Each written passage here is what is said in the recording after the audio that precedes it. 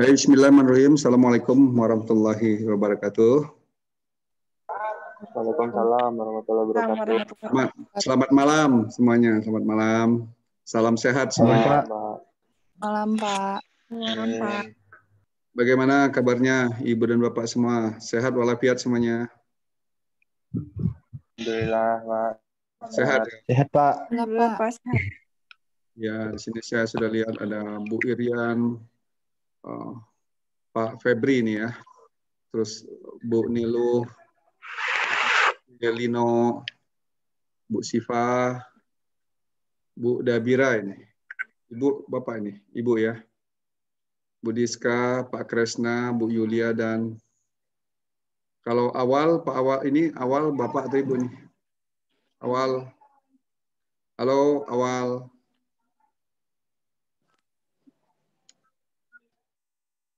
Baik, yang baru masuk ini siapa? Pak Rian ya. Assalamualaikum, Pak. Bu Rian. Bu Rian ternyata. Siap, Bapak. Siap hadir, Pak. Ya, bagaimana kabarnya Bu Rian? Sehat? Alhamdulillah, Pak. Sehat ya. Bagaimana Bu, Pak Agus? Sehat juga? Alhamdulillah. Di mana nih Bu Rian posisi? Saya sekarang di Jakarta Timur, Pak. Di kantor maksudnya? Di kantor apa di rumah? Oh, sudah di rumah. Sudah di rumah, Pak. Sudah di rumah ya. Ya, baik. Baik. Baik, Ibu dan Bapak. Kita mulai ya, saya tunjukkan dulu, share screen dulu tentang VL, virtual learning kita. Ibu dan Bapak, apakah sudah bisa masuk semua ke VL? Sudah?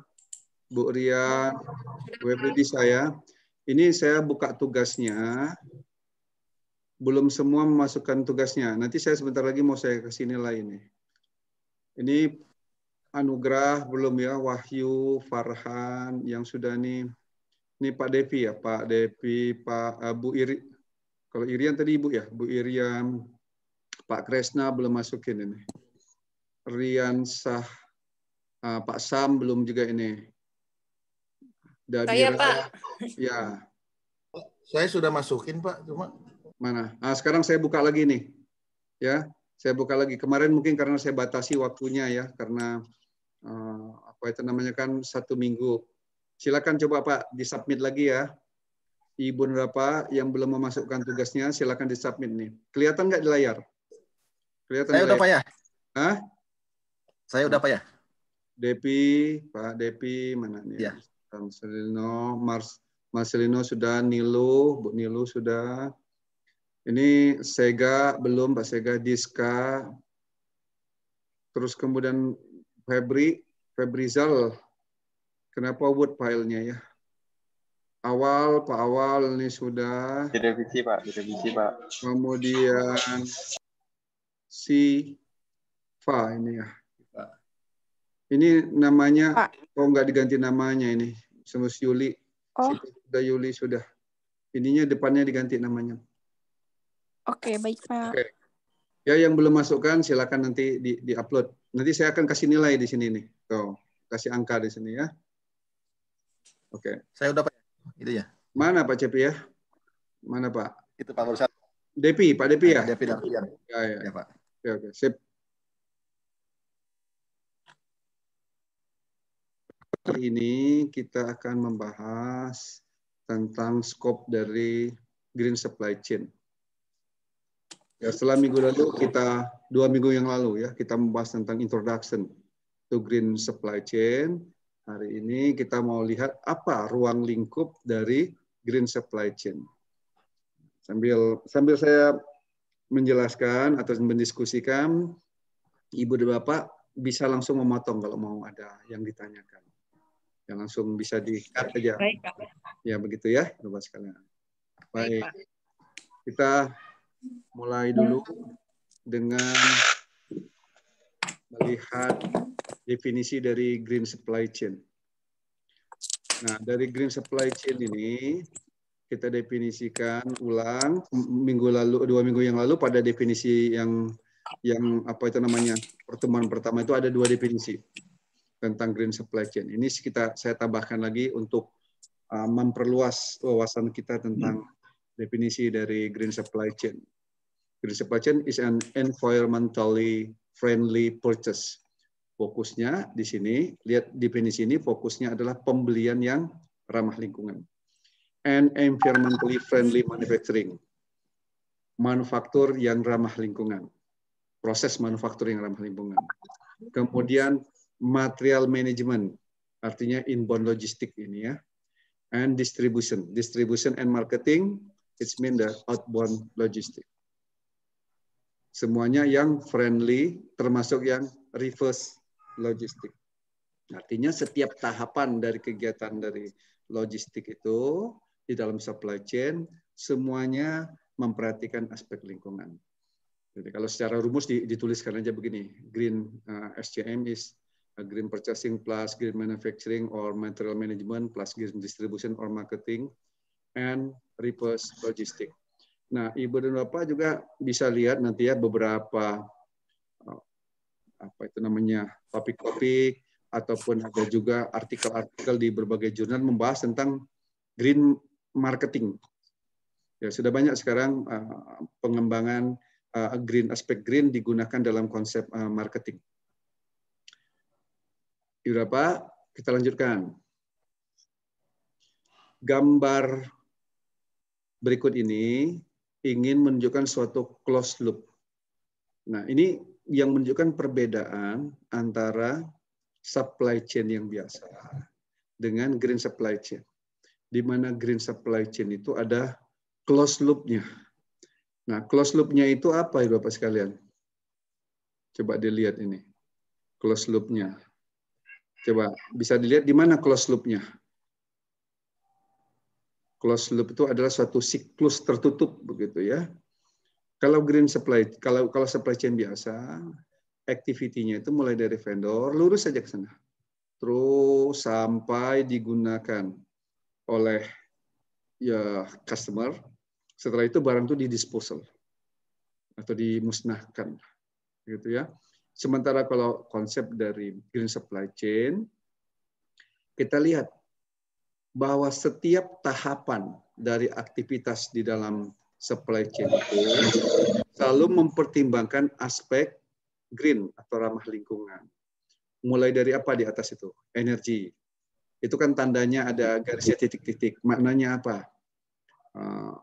Artinya save energy atau less energy, menggunakan energi yang seminimum mungkin.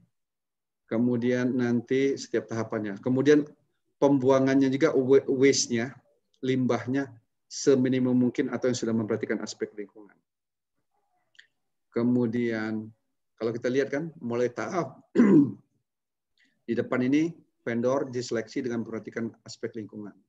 Kemudian pembeliannya purchasing and material management, inbound logistik juga memperhatikan aspek lingkungan di mana mengutamakan barang-barang raw material, ada yang raw material, virgin material, oke, tetapi juga new component and parts yang bisa didaur ulang.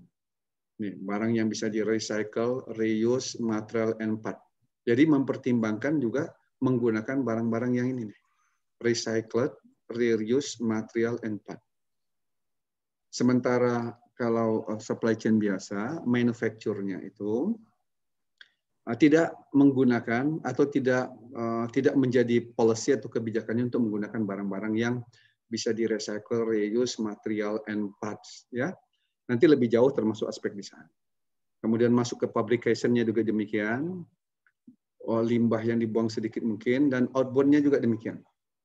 Termasuk di sini adalah nanti green distribution, green warehouse, green packaging, dan lebih dari itu, more than less, nanti setelah barang itu digunakan dan life cycle-nya sudah habis, maka barang-barang tersebut memungkinkan untuk di-reusable, digunakan ulang, remanufacturable, dimanufaktur ulang, recycling, didaur ulang.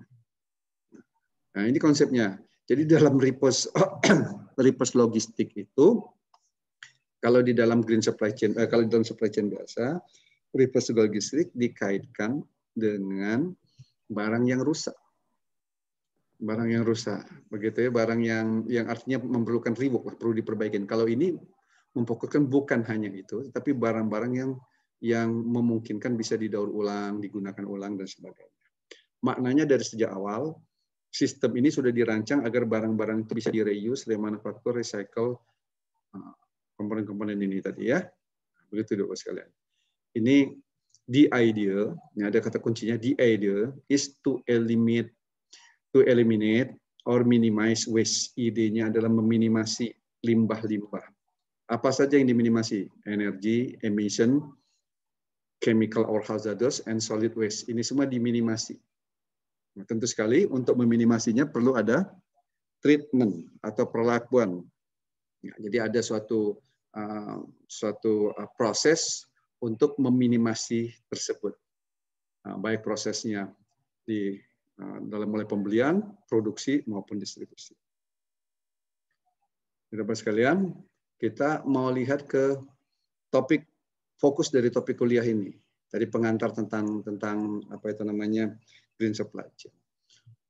Fokus dari topik dari apa itu namanya fokus untuk perkuliahan nomor 2 ini atau pertemuan kedua ini adalah tentang ruang lingkupnya. Ini sumbernya dari Sri Vastavan. Beliau melakukan riset tentang state of the art dari green supply chain management. Membagi green supply chain management itu dibagi 3 kelompok. Important of green supply chain, green design, dan green operation. 3 kelompoknya. Ada important of green supply chain, maksudnya adalah pentingnya dari green supply chain itu. Kemudian green design.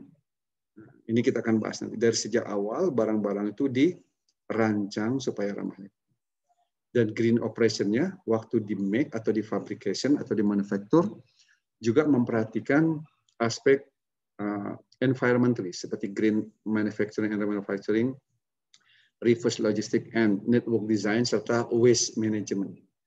Kalau kita lihat ini kerangkanya dari green supply chain management scope, Bapak sekalian ya. Nah, kita ingin bahas ini satu persatu lingkupnya. Yang pertama, Ibu dan Bapak ya, coba Pak Depi ini menyimak Pak Depi. Ya, kalau kita lihat ruang lingkup pertama Pak Depi menyebutkan tentang pentingnya green supply chain. Nah, mengapa green supply chain itu penting ruang lingkupnya ya, ruang lingkup pertama? Kenapa?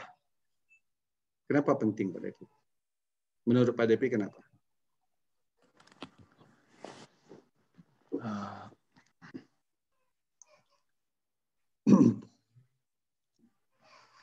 Supaya tidak ini Pak, tidak menimbulkan efek yang dapat merusak lingkungan Pak. Oke. Dalam prosesnya. Gitu. Oke, tidak merusak lingkungan. Ini Pak Febrizal ya. Ibu atau Bapak? Febri. Ya Pak. Ya Pak. Yang lainnya pentingnya green supply chain apa? Meminimalisir cost mungkin Pak ya. Nah, minimalisir cost. Kalau Ya, saya cost operasional. lanjut ya, Pak Depi ya. Pak Depi masih di kantor ini? Masih di kantor? Sudah pulang Pak. Sudah pulang? Sudah pulang Pak. Sudah pulang ya? Sudah pulang Pak. Sudah pulang ya. Ini Pak, tadi saya nanya ke Pak Depi ya, Pak Febri ya. Oke, Pak Depi sudah pulang ya. Saya Pak. Pak Febri masih di kantor Pak Febri. Iya Pak, saya sambil kerja ini Pak. Di mana Pak kerjanya? Kalau saya di Tanihub Pak, e-commerce rest. Di Jakarta atau di mana Pak? Lokasinya di mana? Di Bogor. Iya, Bogor Pak. Tadi Pak Febri katakan kepentingannya adalah untuk meminimasi cost ya.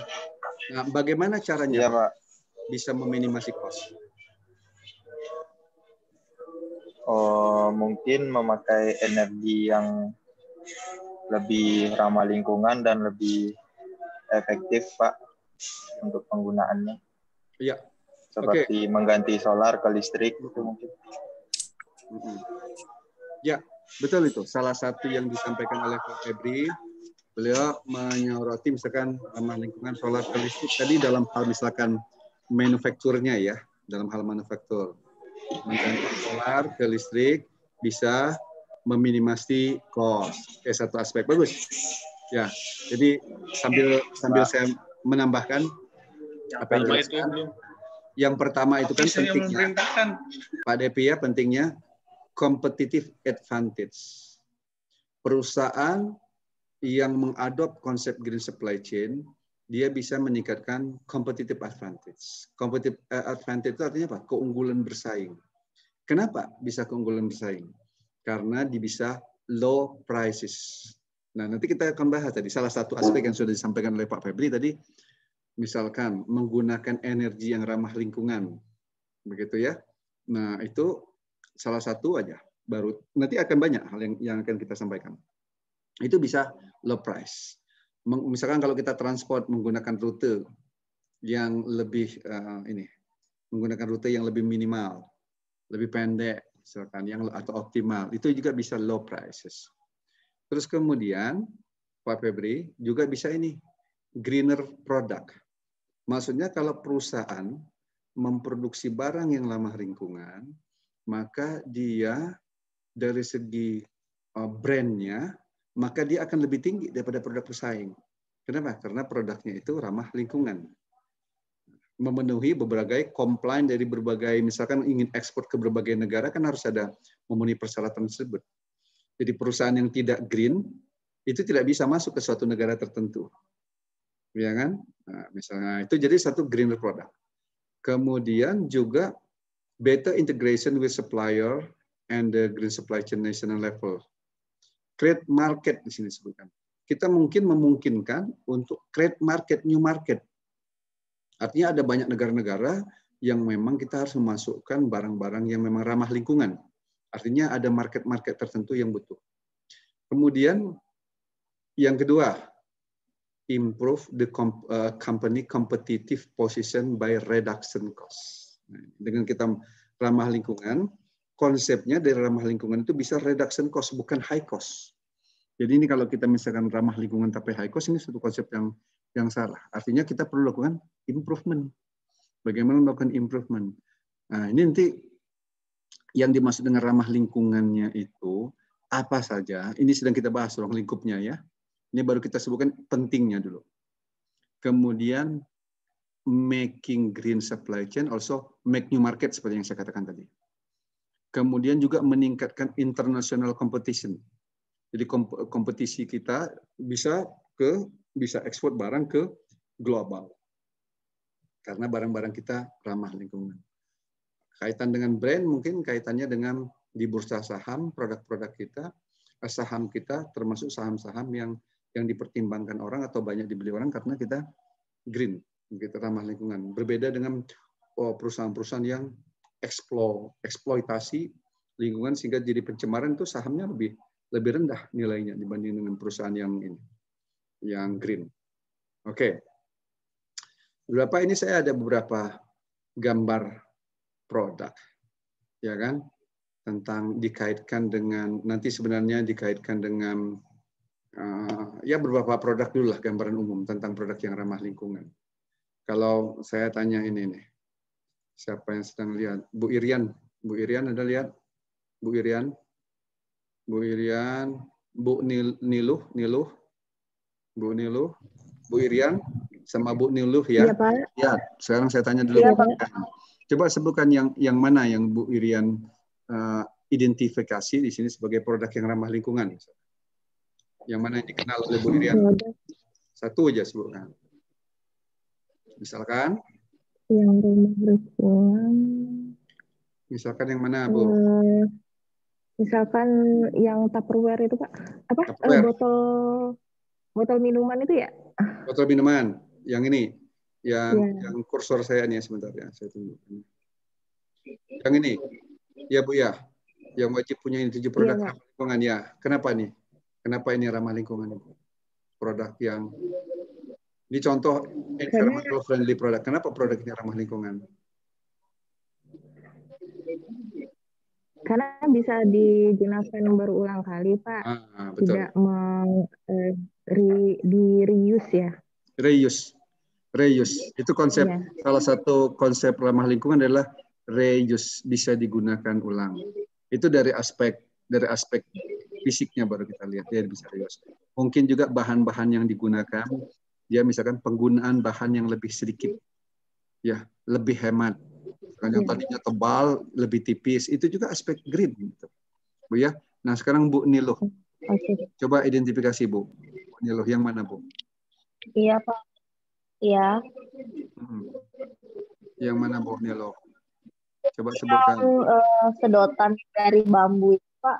Sedotan dari bambu. Oke, sedotan dari bambu ya. Iya. Sedotan dari bambu ya. Iya. Yang mana ini sebentar? Sedotan dari Itu bambu. sedotan. Oh, yang Itu sebelah bukan kiri. Yang ini ya. Yang ini oke. Produk sebelah kanan. Sebelah kanan ini ya. Oke. Kenapa ramah lingkungan, Bu? Iya. Kalau sedotan dari bambu tuh kan bisa digunakan berulang. Kalau misalnya plastik kan sekali pakai, Pak, dibuang terus kan. Kalau bambu kan bisa dibersihin. Kalaupun dibuang kan bisa langsung terurai sih. Terurai, hancur. Kalau plastik kan lama penguraian. Termasuk yang sedotan juga yang ini ada gambar ini. Yang kursor saya lihat nih Bu. Sedotan tetapi bukan dari bambu, tetapi dari besi gitu ya. Dari besi ini. Iya kan? Termasuk ini yang karena bisa di reuse ya. Bisa di reuse. Pas itu juga Pak, sikat gigi juga. Sikat gigi. Sikat gigi kenapa Bu? Karena tangkainya, gagangnya dari? Ya, karena kan gagangnya dari bambu biasanya. Bambu atau kayu ya. Oke, kalau dibuang nanti bisa diuraikan. Baik, bisa, Pak Marcelino monitor. Ya, menurut Pak Marcelino yang mana? Boleh pilih salah satu yang mana? Tote bag ya Pak itu. Itu apa? Tas belanjaan itu ya. Tas belanjaan sebelah kanan ya. Kenapa ini ramah lingkungan? Intinya semua yang terbuat dari plastik itu nggak ramah lingkungan. Salah satu tote bag ini kan bisa dipakai sama berulang kali juga. Berulang kali ya. Sekarang kan di banyak supermarket kan udah nggak disediain plastik gitu Pak. Jadi semua lari ke tote bag ini Pak. Oke Pak. Satu lagi Pak, ini kanan bawah Pak. Kanan paling bawah sekali. Itu ada gelas, tapi kenapa dia ramah lingkungannya? Dari kertas kemungkinan bisa diapain ini Pak? Bisa cepat hancur kali ya Pak? Cepat hancur. Udah bahannya. Bahannya cepat hancur ya. Mungkin terbuat dari bahan ini ya, karbohidrat. Atau mungkin bisa dimakan. Ya, seperti kon, es kon itu kan. Konnya kan bisa dimakan ya. Gelas ini juga. Es krim. Tapi ini agak was-was juga kita mau makan karena ada warnanya ya. Yang penting dia bisa cepat hancur maksudnya ya. Oke. Cepat hancur. Baik, kita lanjut ke slide berikutnya. Gambar ini menunjukkan bahwa sumbernya dari PwC ya. Tentang creating sustainable supply chain collaborating with supplier. Menunjukkan bahwa untuk perusahaan itu bisa green, salah satu aspeknya dia bisa kolaborasi dengan supplier. Ya, misalkan dengan kolaborasi dengan supplier itu, di sini ditunjukkan apa yang bisa dicapai. Misalkan internal carbon footprint, ini adalah jejak karbon. Jejak karbon itu semua aktivitas manusia menghasilkan jejak karbon. Nah, makin tidak tidak ramah lingkungan aktivitas manusia, maka jejak karbon yang tinggalkannya makin besar. Akan merusak ke lingkungan. Ya, ini gambar tentang pentingnya kita itu mengadopsi tentang keberlanjutan ya atau sustainable. Yang berikutnya adalah green design. Ibu Bapak, desainnya ramah lingkungan. Green design, environmentally conscious design. Jadi di sini environmentally conscious design, desain yang memperhatikan lingkungan. And life cycle assessment, analysis the product atau LCA product. Nah, kita kan sudah pernah diskusikan di pertemuan awal, ada satu slide yang menjelaskan begini, bahwa green supply chain itu sejak dari tahap idea itu sudah memperhatikan aspek lingkungan. Idea untuk membuat sebuah produk, dia memperhatikan aspek lingkungan dan diterjemahkan dengan desain yang memperhatikan aspek lingkungan. Oke, saya sekarang mau tanya ke Dabira, Dabira. Bapak atau Ibu nih? Dabira, Bu, Bapak Dabira. Bapak atau Ibu Dabira? Ibu ya? Iya. Dabira, Bu Dabira. Bu Dabira posisi di mana ini sekarang? Kota mana? Sekarang lagi di Sukabumi, Pak. Lagi di pulang kampung dulu. Oh, ya. Oke. Pak Dabira ya, Bu Dabira ya. Bu Dabira, bisa nggak kasih contoh sebuah produk yang desainnya itu ramah lingkungan menurut Dabira, Bu Dabira? Produk. Yang bagaimana ya? Idenya juga boleh. Produk yang desainnya ramah lingkungan menurut Bu Dabira yang bagaimana? Di luar contoh yang tadi, Pak, atau gimana? Contoh desainnya. Desain itu adalah rancangan dari produknya. Rancangan dari produk. Ramah lingkungan. Contohnya apa?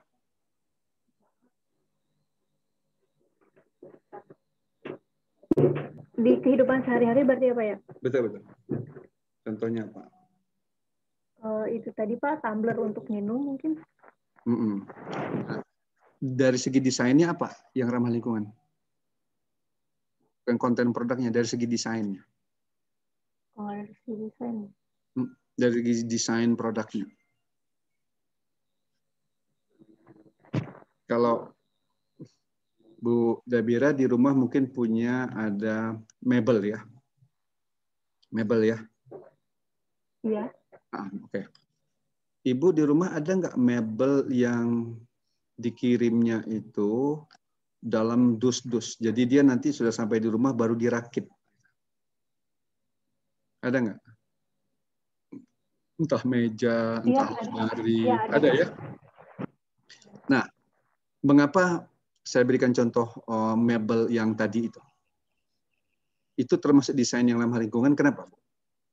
Kenapa tadi mebel yang saya katakan tadi di packaging, setelah di packing ya, packing. Bandingkan dengan ada mebel, mungkin misalkan Ibu beli mebel jati, yang dia sudah jadi utuh. Begitu kan? Apa perbedaan dari segi desainnya? Dari aspek ramah lingkungannya, Bu? Apa, Bu? Mungkin nanti setelah masa pakainya setelah habis, barang tersebut tuh tidak jadi limbah yang dalam bentuk besar gitu ya. Jadi dia lebih mudah, karena dia kan dasarnya bongkar pasang. Jadi bentuknya itu lebih kecil mungkin ya. Lebih kecil. Sekarang Ibu begini, dari segi mentransportnya bagaimana? Kemudahan mentransportnya. Kemudahan mentransport. Bagaimana? Lebih mudah. Soalnya dia dimensinya lebih kecil. Dimensi lebih kecil. Artinya satu truk itu atau satu mobil bak misalkan ya, bak terbuka, itu bisa mengangkut dengan jumlah yang lebih banyak barang-barang dibandingkan kalau misalkan mebel jati yang dia mengkonsumsi ruang. Betul nggak, Bu? Mengkonsumsi ruang sehingga tidak bisa ngangkut langsung yang barang yang berikutnya lagi sehingga harus bolak-balik. Nah, dengan bolak-balik ini kan high cost kan, Bu? Ya kan, bolak-balik kan berarti ongkos transportasi meningkat. Sementara kalau dia packaging yang tadi itu di-pack begitu, maka ongkos transportasi bisa murah. Itu sudah aspek green. Jadi dari segi desain, dia memikirkan waktu nanti akan ditransport atau di-handling, dia efisien atau mudah mengkonsumsi sumber daya sedikit. Ya kan? Mudah. Nah, itu contoh salah satu green design. Yang lainnya bisa kasih contoh nggak? Siapa yang bisa kasih contoh? Saya contoh. Kalau ini Pak, Silakan. Energi ini matahari, solar system, termasuk green. Iya, itu betul. Maksud saya begini, barang apa yang dari segi desain dia itu green. Seperti tadi contohnya, mebel yang di packing sebelum dia, maksudnya mebel itu mesti di assembling dulu, begitu. Artinya dia di mebel itu disimpan dalam packing sehingga memudahkan untuk ditransport, menggunakan mungkin bahan-bahan yang lebih ringan, begitu kan? Mungkin kalau mebel-mebel yang seperti yang ini kan mungkin ada barang-barang limbah-limbah bekas kayu yang dipres, dipadatkan sebagainya. Jadi menggunakan bahan baku yang lebih sedikit, ditransport lebih hemat, desainnya memperhatikan hal itu. Itu maksud saya Pak Marcelo, dari segi desainnya. Ya. Apa kira-kira? Konsepnya begini Pak Marcelo. Desain yang mengkonsumsi sumber daya lebih sedikit, bahan baku lebih sedikit, energi lebih sedikit, kemudian sumber daya transportasi lebih sedikit, sumber daya manufaktur, sumber daya uang, manusia, transport, energi, dan yang lainnya sedikit semuanya, dan efisien. Itu maksudnya desain yang memperhatikan ke arah green design. Apa kasih contoh? Saya mau jawab, Pak. Silakan, Bu Sipa, silakan. Kayak produknya IKEA ya Pak, atau Pabellio. Ya. Itu kan produk mereka furnitur kayak gitu, kayak semacam lemari, kasur. Ya. Mereka desainnya kita rancang sendiri, jadi kayak kasur aja, packagingnya itu dalam plastik gitu. Jadi apa sih namanya, si kasurnya itu kalau dibuka plastiknya jadi ngembang, dan itu nanti si kayu kayak gitu kita ngerancang sendiri. Termasuk juga lemari itu juga kayak gitu Pak. Oke. Produknya IKEA. Jadi tadi furniture udah, sekarang Ibu menambahkan kasur yang sama seperti bantal, Bu ya. Saya ingat bantal guling ya. Iya. Kalau dilepas dilepas plastiknya dia ngembang ya. Oke. Betul, Bu. Itu konsep green design. Ya. Jadi mengkonsumsi ruangan yang lebih kecil ya. Mungkin bahannya juga dia konsumsinya. Ya. Yang lainnya silakan. Contoh. Yang lainnya, misalkan Pak Krisna. Pak Krisna. Pak ya, Krisna. Sekarang Bapak sebutkan mobil atau motor. Gimana desainnya? Kalau green? Mobil, motor listrik, Pak. Motor listrik. Tenaga hybrid kalau sekarang. Oke. Dari segi konsumsi bahan baku, berarti dia lebih irit ya, bahan bakarnya. Irit, Pak. Yang lainnya? Bahan bakar, ya.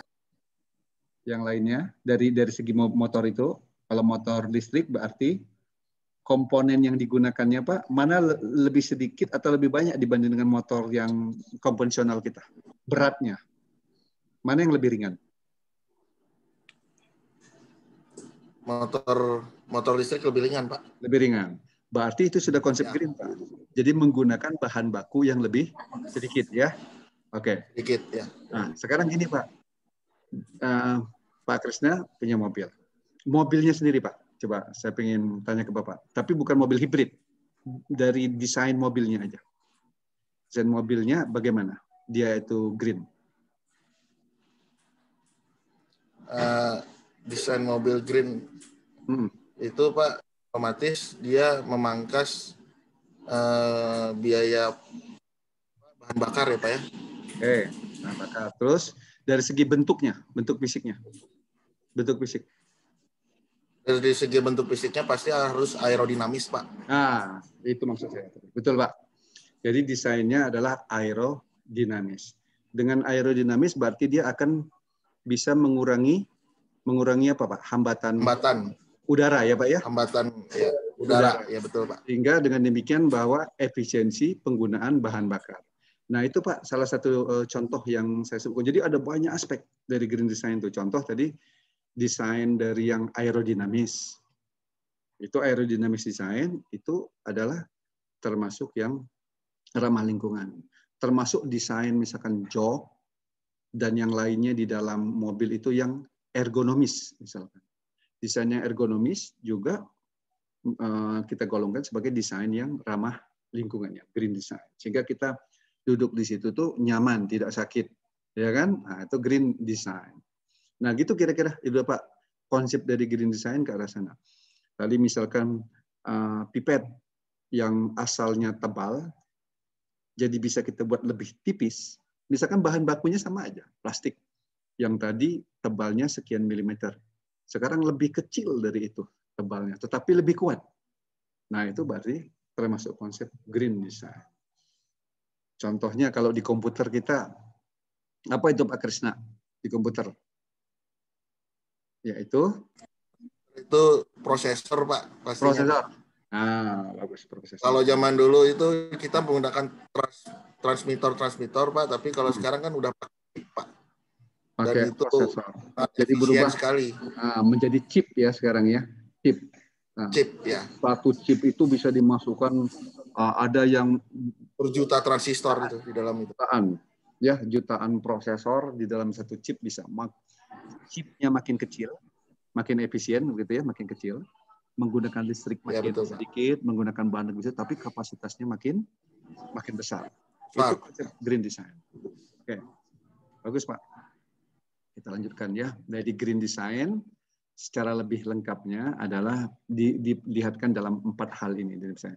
Dari segi raw materialnya, dia sejak kita beli itu nanti barang-barang yang akan kita desain masuk ke dalam produk kita itu sudah dirancang dari awal, yaitu barang-barang yang ramah lingkungan, yang menggunakan barang lebih sedikit, polusinya lebih sedikit, ya. Nah, itu dari segi bahan baku. Pada saat dimanufaktur barang itu, jadi aspek green design itu waktu dia dimanufaktur, dia akan menggunakan reducing energy consumption. Konsumsi energi juga lebih sedikit. Betul Bapak sekalian. Menggunakan teknologi yang clean. Kemudian mengurangi limbah pada saat produksi. Oke. Pada saat didistribusikan yang kita tadi sampaikan, misalkan mebel tadi, itu menggunakan sumber daya transportasi yang lebih sedikit. Artinya kapasitas load-nya itu lebih sedikit dia menggunakan. Dan bisa ditransport dengan macam-macam, intinya lebih efisien dalam hal transport. Termasuk nanti kalau dia sudah masuk ke life cycle-nya, end life cycle-nya, barang-barang tersebut bisa di recycling dan reusing. Nah, begitu Bapak sekalian. Yang pengertian dari green design itu, dari 4 aspek ini kita pandang. Yang tadi sudah kita berikan contoh satu persatu kan? Contoh-contoh. Jadi waktu saat nanti dia akan, setelah life cycle-nya habis, dia bisa di reusing, recycling, remanufacturing. Oke, sekalian ya. Bisa ditangkap ya, Bapak sekalian ya, maksud dari green design ini. Ada yang mau ngasih pendapat? Bu Diska mau ngasih pendapat, Bu Yulia. Ada yang mau ngasih pendapat tentang ruang lingkup ini? Kita lanjutkan lagi. Yang ketiga, green operation. Nah, kalau green operation kita fokus kepada memanufakturnya. Fokusnya adalah on cost efficiency and productivity. Apabila kita bisa melakukan efisiensi dari pembuatan barang tersebut dan produktivitasnya meningkat, maka itu sudah konsep green operation. Artinya apa, Bapak sekalian? Diperlukan apa supaya cost efficiency and high productivity? Bu Yulia, bisa dengar Bu Yulia?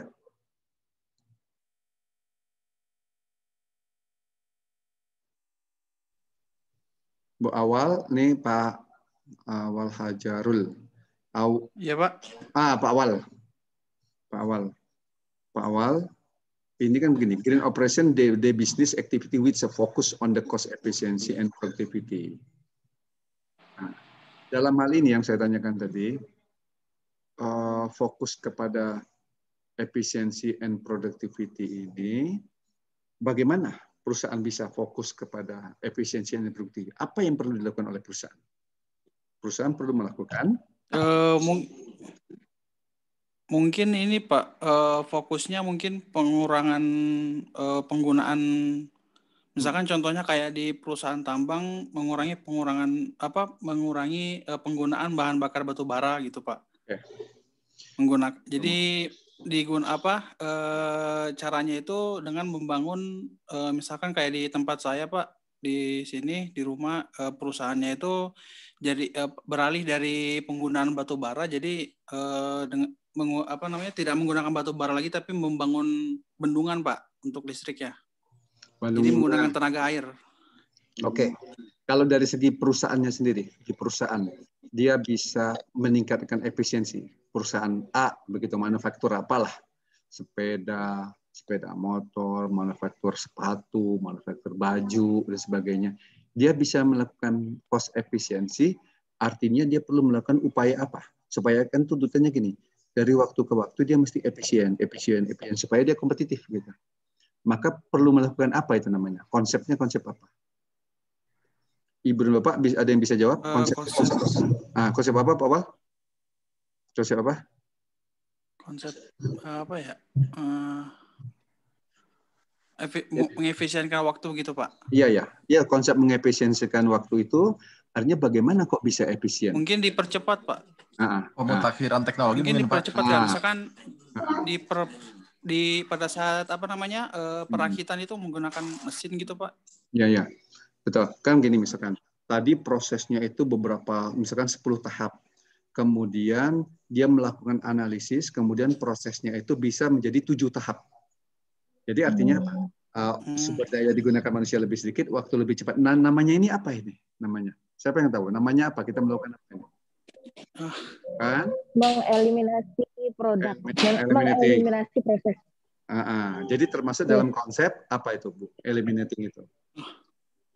Nanti kita improvement Pak. Improvement bisnis. Improvement, sip.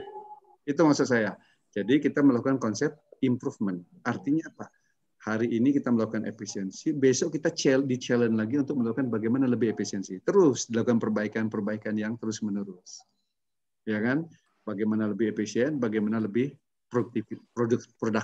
Itu jadi challenge terus. Nah, kalau enggak, kita akan tertinggal. Kenapa? Karena perusahaan-perusahaan pesaing akan melakukan hal serupa. Melakukan efisiensi and productivity. Nah, bagaimana caranya itu? Ya, perlu ada inovasi dan perlu mungkin macam-macam ya. Tadi misalkan Pak siapa tadi mengatakan bahwa menggunakan teknologi yang lebih baru, menggunakan metode yang lebih baru, misalkan ya. Nah, ini adalah upaya-upaya melakukan green operation. Green operation itu nanti kita bagi 3 klasifikasinya, tipenya. Positive impact environment, kemudian cleaner, indirect competitor, kita lebih clean daripada pesaing kita, dan melakukan inovasi produk.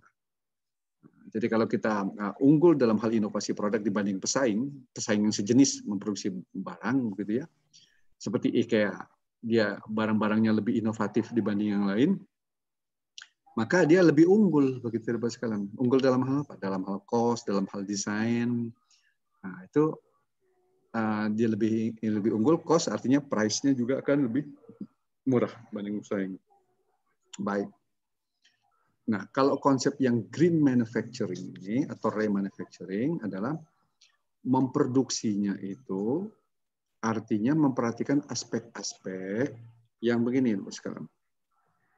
Use fewer natural resources. Sedikit natural resources. Reduce pollution and waste. Recycle, reuse material. And moderate emission. Moderate emission maksudnya adalah tentu sekali limbah yang dibuang ke lingkungan sudah di treatment terlebih dahulu sehingga sudah masuk ke ambang batas, sudah aman ke lingkungan. Nah, caranya gimana? Menggunakan energi yang renewable source yang tadi dikatakan, Pak ya, jadi mengganti dari batu bara ke listrik yang lebih clean yaitu dengan bendungan, energi efisiensi, pollution reduction, menghilangkan greenhouse gas reduction, natural resources conversion dan lain-lainnya.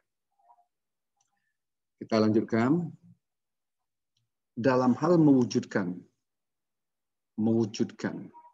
green supply chain di era IA 4.0 ini atau di Industri Revolution 4.0, maka peran dari information technology itu tidak bisa diabaikan. Dia menjadi suatu enabler. Enabler.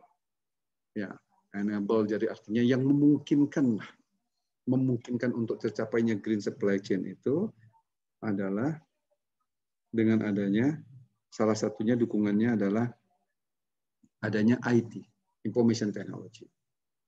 Nah, sebelah kiri ini menjelaskan, kalau kita lihat dari gambar ini, Bapak sekalian, sebelah kiri adalah what is the driver of green supply chain? Drivernya adalah rising in energy cost. Ongkos energi makin lama makin mahal. Global concern about the greenhouse gas. Jadi ini adalah suatu concern global, aturan-aturan yang sudah disepakati berbagai negara untuk mengurangi greenhouse gases karena berdampak terhadap manusia, perubahan cuaca, tingkat panas dan sebagainya, bencana-bencana termasuk climate change ya. Regulation. Nah, yang penting lagi adalah adanya inovasi teknologi yang memungkinkan hal tersebut dan meningkatnya increase the public awareness of the environmental issue. Makin lama ke sini orang-orang makin sadar akan pentingnya lingkungan yang sehat. Ya kan, Ibu Bapak, kalau misalkan terjadi kebakaran hutan atau polusi kan kita semua yang menderita. Gitu kan? Asap pekat di mana-mana sehingga kita tidak nyaman. Ya, bernapas susah dan sebagainya. Itu suatu bukti bahwa orang makin sadar mengelola lingkungan dengan baik. Nah, hal itu perlu didukung dari aspek hardware, software-nya juga. Ya, Bapak sekalian ya, hardware dan software. Nah, Ibu dan Bapak mungkin ada yang tahu apa aplikasi-aplikasi di sektor IT yang digunakan untuk memonitor tentang masalah lingkungan atau menggunakan handphone kita, Android kita bisa kita lebih green gitu. Ada yang tahu nggak, Ibu Bapak? Ada yang bisa ngasih contoh nggak? Apa ya kira-kira aplikasi yang implemented lah kita gunakan sehari-hari kaitan dengan ramah lingkungan? Ada yang tahu, Bapak sekalian?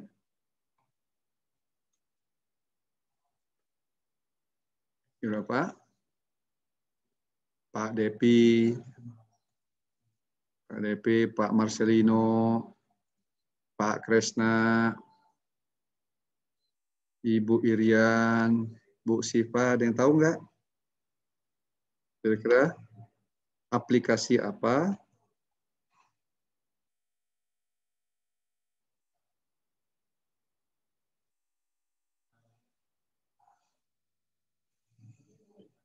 Ibu Bapak? Bisa didengar? Bisa dengar? Halo? Bapak belum tahu. Bisa, Pak. Nah, bisa dengar Pak. ya? Bisa. Mungkin ada salah satu contoh, misalkan gini. Kan tadi kita ingin rute yang lebih pendek. Salah satu aplikasi artificial intelligence, AI, yang bisa meminimasi rute yang sering kita pakai sehari-hari, misalkan kalau kita pakai Gojek, terus Gojek itu kan ada apa itu namanya motor ataupun drive yang ada mobil ya, Gokar ya, Gojek and Drova, itu dia kan akan memilih rute yang paling pendek, kemudian juga termasuk ongkosnya. Betul nggak Bapak sekalian? Kan kebaca kan rutenya dari sini ke sini, ya kan? Iya, dia iya. akan searching rute yang paling pendek. Mananya kan dia dalam hal ini saving bahan bakar. Saving cost juga kan, saving waktu. Itu contoh aplikasi yang kita gunakan. Nah, itu maksud saya, ada nggak contoh yang lainnya aplikasi-aplikasi yang digunakan yang kaitan dengan ramah lingkungan? Waze atau Google Maps kali ya, Pak? Google Map dalam rangka untuk melihat rute okay. terdekat. Iya. Ya, yang lainnya? WhatsApp, Pak. WhatsApp untuk apa, Pak? Untuk chatting. Untuk chatting ya. Beratnya kan kalau zaman dulu SMS mungkin ya. pakai pulsa. Ya. Gini aja. Saya kasih contoh aplikasi yang kaitan dengan Green City. Smart City. Nah, maksud saya Smart City. Apa contohnya misalkan kaitan dengan Smart City misalkan.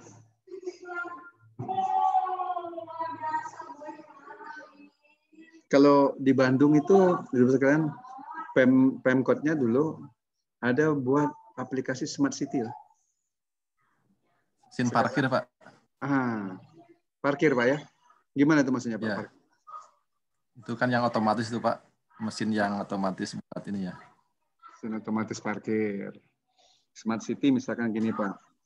Ada teknologi yang pembaca apa itu namanya di ruangan itu pembaca panas tubuh atau temperatur. Jadi kalau ada orang di dalam satu ruangan dia lampunya nyala. Tapi pas orang meninggalkan ruangan dia lampunya mati karena dia ada sensor, misalkan sensor gerak atau sebagainya. Itu kan contoh aspek green. Ya Pak ya. Kemudian yang dikaitkan dengan IoT banyak sekali. Sekalian. Misalkan unmanned truck. Truk yang unmanned. Sekarang kan sudah diuji coba menggunakan IoT, di mana truk bisa berjalan sendiri tanpa ada orang yang mengendalikannya. Itu berarti kan mengurangi resources, sumber daya manusia. Betul nggak, Bapak sekalian? Ada aplikasi itu kan, yang IoT. Oke? Iya, Pak. Lot itu, Pak ya? Sekarang begini, Bapak sekalian. Kalau Ibu dan Bapak ada yang kerja di gudang nggak? Kerja di gudang nggak?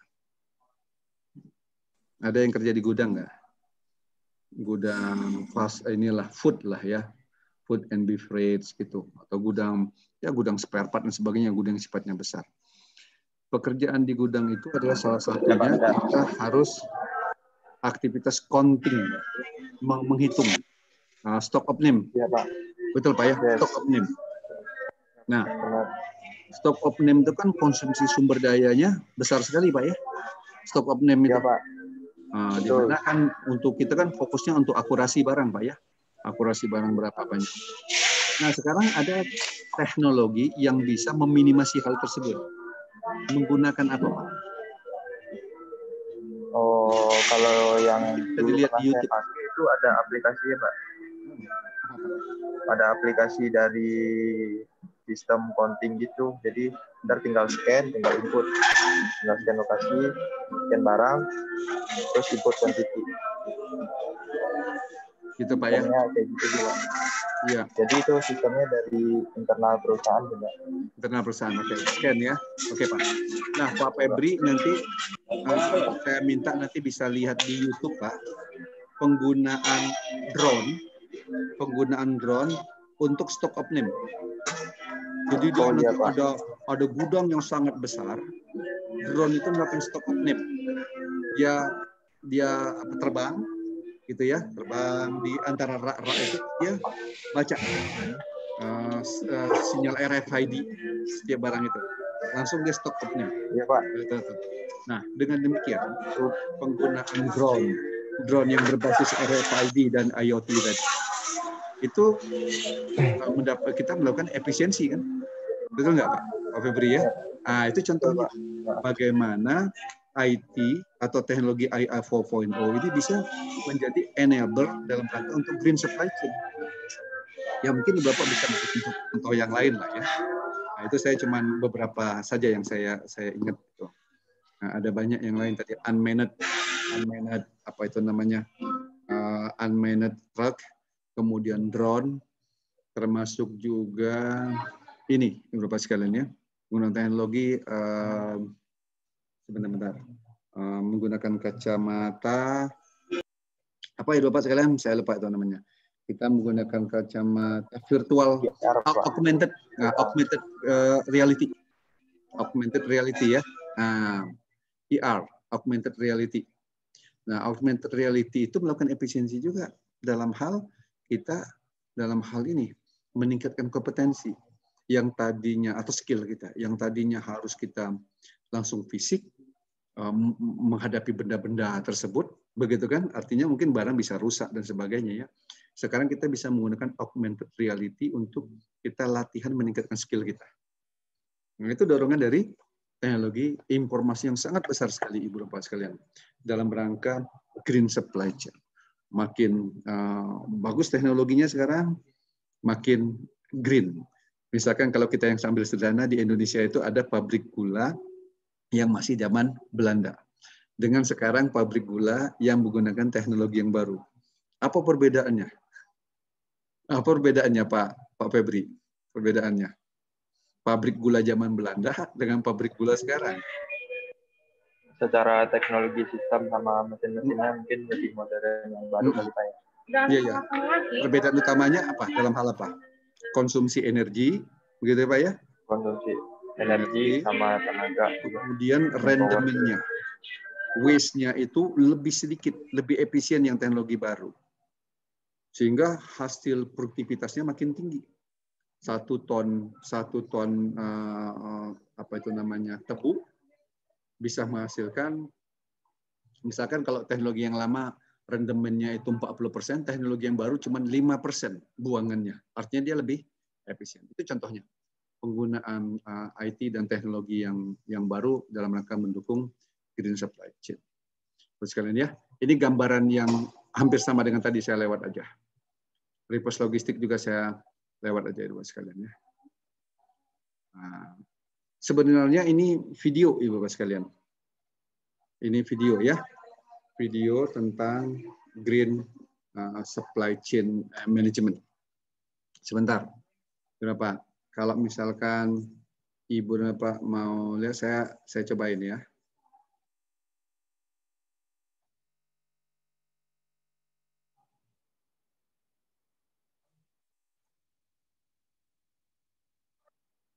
Ibu dan Bapak, apakah terdengar nggak suaranya? Nggak ada, Pak. Hah? Nggak, Pak. Nggak ada, Pak. Nggak ada. Terdengar suaranya. Iya. Suara nggak ada ya? Nah, nggak apa-apa. Kalau begitu saya sambil jelaskan aja sedikit. Ini pertama, why go green? Why go green? Kenapa mesti apa itu namanya green? Tadi yang alasan-alasan seperti yang saya sebutkan. Environmental concern, cutting cost, corporate image, dan yang sebagainya. Oke, ya, kita lanjutkan. Ini adalah proses konvensional dari supply chain yang ada saat ini. Ya, nah, yang tadi sudah kita jelaskan lah. Konvensional artinya menggunakan mulai dari raw material, manufacture, misalkan kalau distribution di sini. Apa itu namanya, mesti mentransport barang dengan high cost begitu ya. Nah, itu contohnya. Terus saya lanjutkan. Konvensional ya. Waste-nya juga ini di gambar yang berikut ini membuang limbah ke lingkungan. Banyak sekali apa itu namanya limbah-limbah dibuang ke lingkungan. Sekarang kalau konsep green yang tadi dari segi raw materialnya, kalau saya mundur sedikit, raw material yang ramah lingkungan. Manufaktur yang menggunakan konsep-konsep yang ramah lingkungan. Misalkan ISO 14001 menggunakan sumber daya tenaga angin, tenaga air, begitu. CO2 footprint itu kecil. Artinya dampak karbonnya itu rendah. Ya kan? Kemudian kita lanjutkan. Dari segi distribusi juga demikian, green distribution. Menggunakan apa tadi, mulai dari metode transportnya, ramah lingkungannya, bahan bakar untuk mentransportnya, semua juga ramah lingkungan. Termasuk ini desain dari apa itu kendaraan yang ramah lingkungan dan seterusnya. Kemudian dari segi konsumsi, maknanya nanti bisa di reuse, recycling, dan didaur ulang barang-barangnya setelah habis. Kemudian ini berikutnya, barang itu apabila sudah mencapai akhir masa hidupnya, dilakukan, bisa direcover, diperbaiki. Ada desain produk yang bisa diperbaiki, bisa di remanufacturing, refurbish, bisa recycling. recycling lah ya, recycling atau reuse ya, reuse, repurpose, reuse. Kemudian beberapa konsep green ya. Pada hakikatnya konsep ini green design yang tadi sudah saya tunjukkan, konsep green design. Nah, Bapak, ini ada sebuah video tadi ya, nanti saya bisa tunjukkan ke Ibu dan Bapak. Ini contoh sebuah perusahaan yang menggunakan limbah sehingga nanti diproduksi karpet, Bapak sekalian. Dia memproduksi, nah ini, karpet ini. Ini karpet ini. Karpet ini dari limbah, karet-karet bekas ya, dia produksi itu. Nah, ini karpetnya. Ini contoh perusahaan yang menggunakan bahan baku dari yang bisa didaur ulang, recycling. Oke. Bapak, begitu gambarannya. Nah, Ibu Bapak, selanjutnya bisa dengar suara saya, Ibu Bapak? Bisa dengar? Bisa, Pak. Bisa, Pak. Bisa, Pak. Kita lanjutkan ya. Kita lanjutkan. Ini bagian terakhir saya ingin menjelaskan tentang tugas sekalian. Tugas kedua. Nanti diupload di VL. Ibu dan Bapak search in internet, cari di internet satu perusahaan that has successfully, yang telah sukses mengimplementasikan green design atau green operation atau green manufacture atau remanufacture.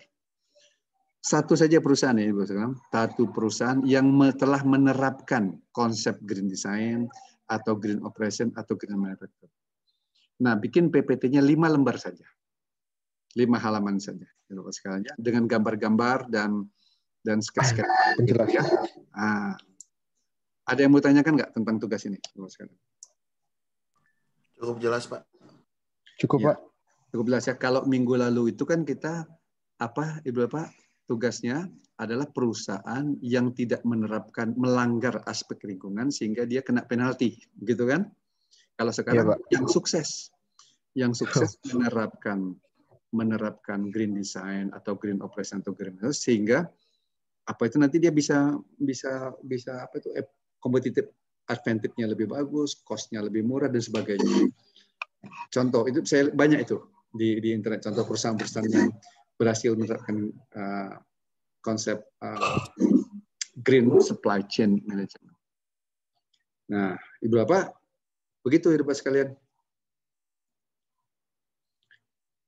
Ada yang ingin didiskusikan, Ibu Bapak sekalian? Ibu Bapak, nanti saya tunjukkan di sini. Ibu Bapak masukkan tugasnya, sebentar saya stop sharing dulu ya. Yang ini.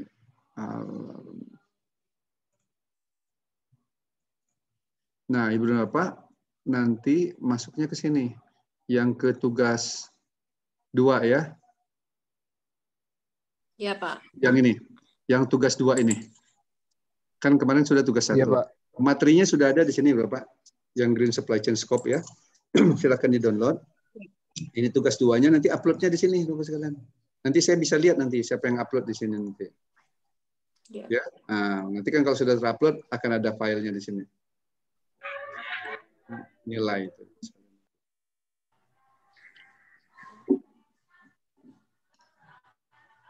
Nah, begitu.